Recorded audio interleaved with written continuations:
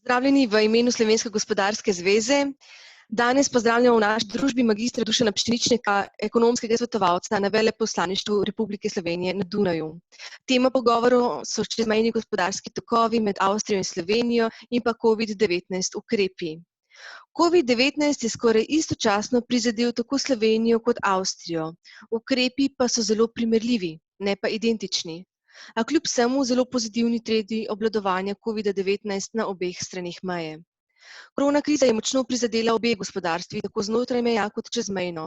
Ohromila je utečene proizvodne procese, dobaviteljske poti in poslovna sodelovanja. Napovedi rasti gospodarstva so še precej nejasne, vsi si še vedno želimo hitrega okrevanja. Gospod Pšeničnik, pozdravljeni. Kako bi vi opisali trenutne čezmejne tokove med Avstrijo in Slovenijo, ki so seveda nujne za čim hitrejše okrevanje gospodarstva na obeh straneh? Lep pozdrav tudi v mojem imenu in hvala za povabilo v vaš webinar. Uvodoma velja poudariti, da sta seveda zdravje in omejitev širjenja COVID-19 na prvem mestu.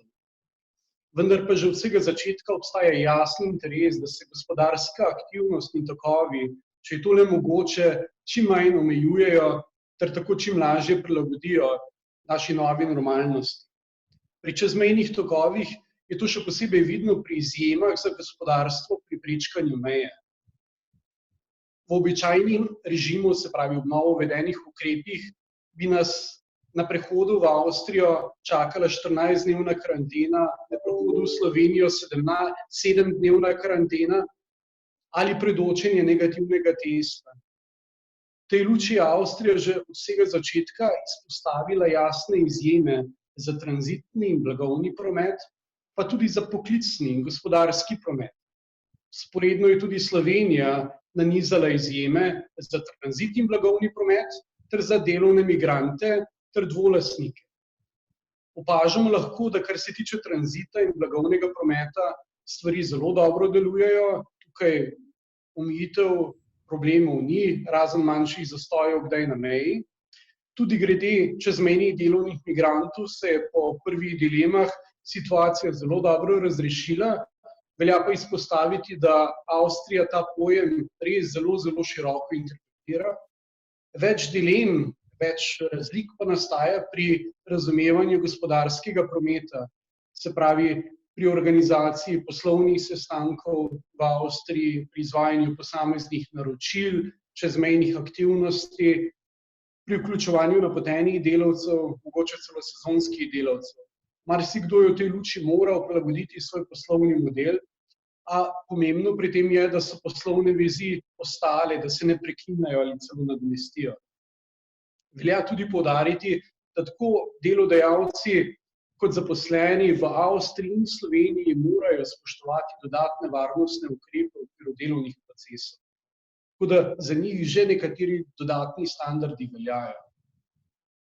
Glede na to, da govorimo o čezmejnih tokovih, to smo vključeni na obeh straneh meje, bi rad posebej izpostavil zelo dobro sodelovanje, tudi vzajemno podporo z gospodarskimi združenji, z Gospodarsko zbornico Avstrije, Slovenije, Obrtno zbornico, z vašim poslovnim klubom, z obmejnimi organi nadzora, s policijo. Res imamo zelo dobre odnose vzpostavljene in skupaj z avstrijskimi organi skušamo iskati rešitve za raznolike vsakodnevne situacije. Ukrepi pa se tako na avstrijski kot na slovenski strani dopolnjujejo. Kot lahko opazite, se spreminjajo vsak dan ali tedensko prilagajajo dejanskemu stanju, zato velja vedno znova opozoriti na njihovo aktualnost. V zadnjih dneh se ukrepi tudi lajšajo, kar daje zelo pozitiven signal gospodarskim subjektom. Podjetja iz Slovenije, ki se obračajo na vas z vprašanji, s konkretnimi vprašanji, iz kakšnih panog prihajajo in kakšne so te njihove trenutno najbolj pereči problemi oziroma vprašanja, ki jih naslavljajo na vas? Podjetja prihajajo pravzaprav iz vseh panog z najrazličnejšimi dnevnimi izzivi, problemi, gre pa pretežno za mikropodjetje in za MSP-je.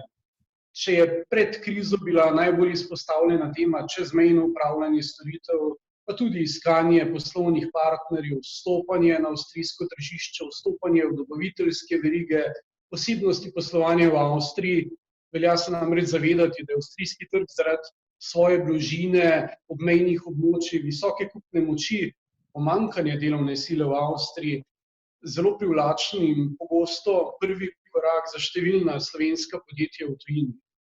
No, po COVID-19 pa se je fokus malce preusmeril in večina vprašanj se usmerja glede možnost pristopanja meje za izvajanje del, za nujno vzdrževanje, za poslovne sestanke, prevoze blaga, materialov in podobno. Pač v poslovnem svetu si nihče ne želi in pri ključnih kadrih tudi ne more privoščiti daljših karanten. Glede konkretnih primerov, danes, včeraj smo imeli kar nekaj zaprosil slovenskih podjetij, tako glede izvajanja nujnih vzdrževalnih del na avstrijskih hidroelektrarnah, za izvedbo ključnih razgovorov s poslovnimi partnerji na Dunaju, za oglede pri pripravi večjih projektov izgradnje turističnih kapacitet v Avstriji. Številni monterji, gradbeniki bi radi v Avstriji na prostem, se pravi, kjer so gradbišča še odprta in normalno obratujejo, ob dodatnih pogojih izvedli svoje težko priborjena naročila. Povpraševanje pa prihaja seveda tudi v obratni smeri k nam in kolegom v Ljubljani, da morajo avstrijski specialisti servisirati pomembne proizvodne linije, integrirati kakšno opremo na infrastrukturne objekte in podobno.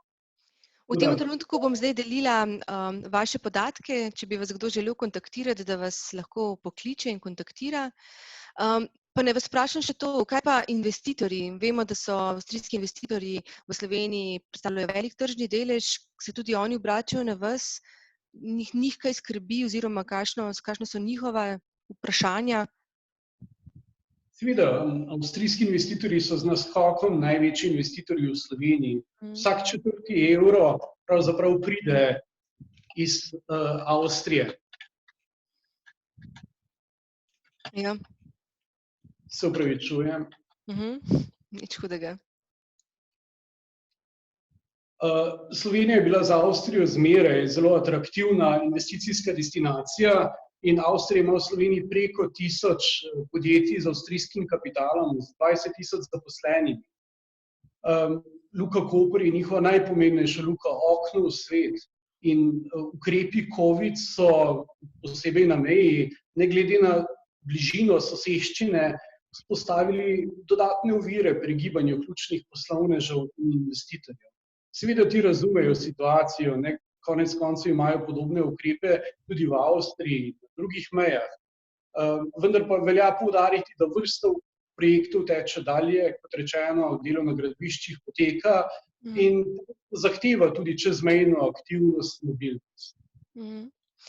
Mi smo pred kratkim zaključili evropski projekt, ki je pravzaprav spodbujal internacionalizacijo in pa še naj bi krepil čezmejno poslovanje. Kaj se bo zgodilo z internacionalizacijo, s temi procesi, z nekimi plani in tako?